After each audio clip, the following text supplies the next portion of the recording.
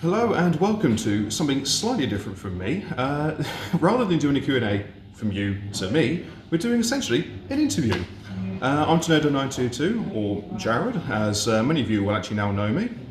And sat behind me here is Carl White. He is our exhibition manager. And what you probably don't see, or very rarely get to see when you go to these model rail exhibitions, is how they're put together, how difficult it can be, and then how rewarding it is afterwards. Because to most people, they rock up to the door, they pay their entry fee, they walk in, see what they want, look at the layouts, they leave, they have a good time. Superb. So, some of you did come to our show, you'd have seen the both of us doing whatever we do best, him pulling his hair out, and me operating layouts, running around the car park like a blue-ass fly, and just making sure that it all went well.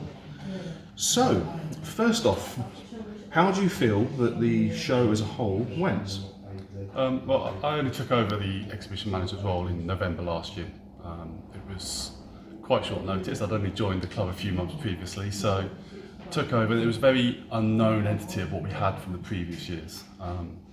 We set a goal of achieving approximately 1,000 guests through the door, and I was really happy and pleased that by 11 o'clock in the morning we'd gone past that figure.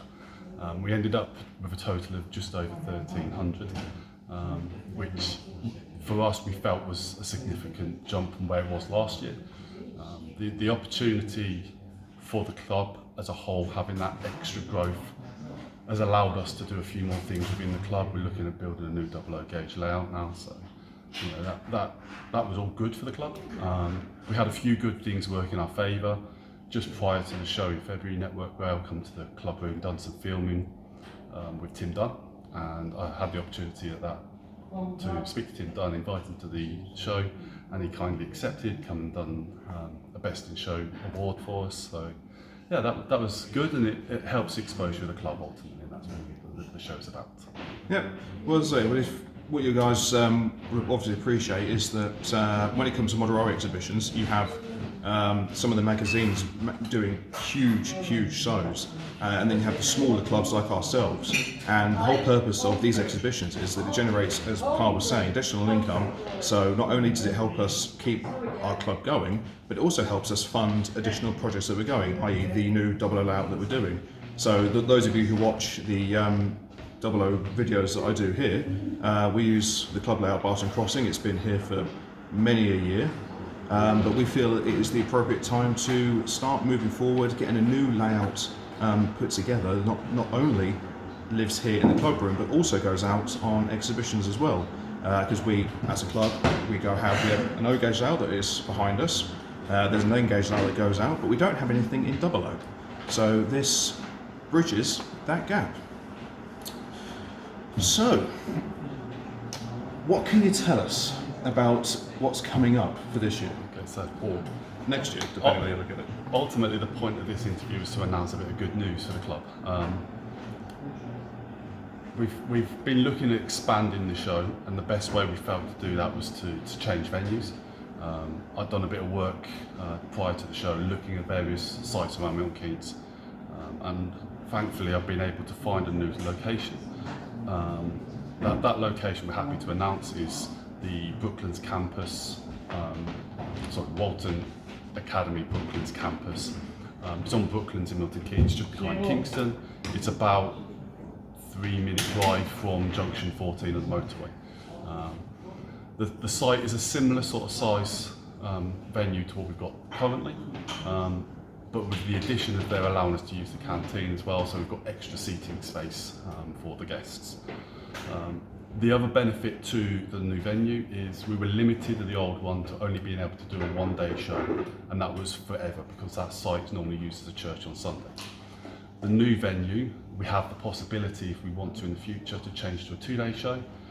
The ultimate goal is to go to that way. I would like to expand the show, but the only way we could do that is to increase the visitor numbers. But this gives us that opportunity, that doorway to be able to do that in the future. So ultimately, it's great news the club's moving to a new venue, and ultimately we will look in the future to move to that 2-day show.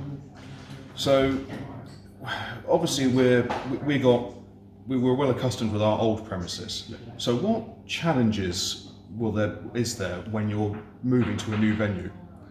The biggest one to start with is planning the floor plan. We've had a known size. The club had previous measurements and drawn, and everything was easy to plan around that venue. Obviously, changing venues, myself and another club member have had to go in. We've had to take measures out, spent many an hour there measuring everything up to make sure that, fingers crossed, everything should fit. The benefit also of this new site is a lot of the rooms are all sports halls or auditoriums, so they're square, whereas the previous one, we had a lot of ins and outs on the floor space we had to accommodate. So this should give us that potential option of bigger areas for bigger size layouts ultimately. Obviously, because the rooms are of a square nature, it means that organising the space is 10 times easier, Much easier, rather than trying to work out who goes where when you've got rooms that are every conceivable shape. Absolutely. We've also had other things to consider, like the new venue obviously has new requirements around what they require of us, legislation-wise, paperwork-wise, and I've had to jump through some hoops to help satisfy their requirements, which ultimately is a good thing for us because it puts us in a stronger position. Yeah, so ultimately helps us, so fantastic. Now, I'm sure a lot of people this day and age and this climate want to know, what are our entry fees looking like? Okay, so with moving to the new venue, one of the benefits of that is we were able to maintain costs. By maintaining costs, we're able to happily pass that on to the customers. So we're going to keep the prices for entry the same as they were last year. So adults will stay at £8, children under 5 will be free, and 5 to 16-year-olds will be £2. So we're keeping all the prices the same. We are looking at a couple of link-up deals with another show, but that's a thing for the future, and I'm not going to announce too many things on that for now. No, that's fine. Play your cards close to your chest. Yes. That's the best way to be.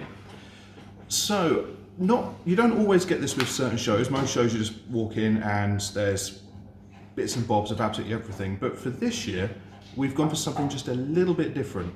So, as far as my understanding goes, we're looking at potentially a theme for this show. So, can you tell us a little bit more about that? So, next year, 2026, marks the 40th anniversary of Network Southeast. So we're going to have a whole room dedicated to Network Southeast theme. At the moment, we've got 6 layouts invited. We've also got the managing director of Network Southeast, when it was originally set up, who's agreed to come. He's going to be a guest of honour. He's going to present the Best in Show award for the Network Southeast layouts. So if those of you don't know him, his name's Chris Green. He's quite famous within the railway industry. He worked as managing director at ScotRail, moved to the Southeast and took over Network Southeast. Then he moved into Intercity and then on to Virgin as well. So quite a storied. Suffice to say, he's been about and he knows his stuff. He certainly does know his stuff, yes. Right, so going off from having our special guests coming in, can you tell us about any particular layouts that might be making an appearance? Yeah, so as I mentioned, we've got 6 NSE layouts we've got potentially booked in. And we've also got potentially 21, 22 other layouts across various different scales and gauges. I'm going to announce one layout for today. It's sort of been semi-announced. If you follow this person's YouTube channel, you may already know about it. But the club done a link up just prior to the Greatest Gathering with Underground Eric, where he came to the club room, he used the club room to test and build his layout prior to taking it to Derby.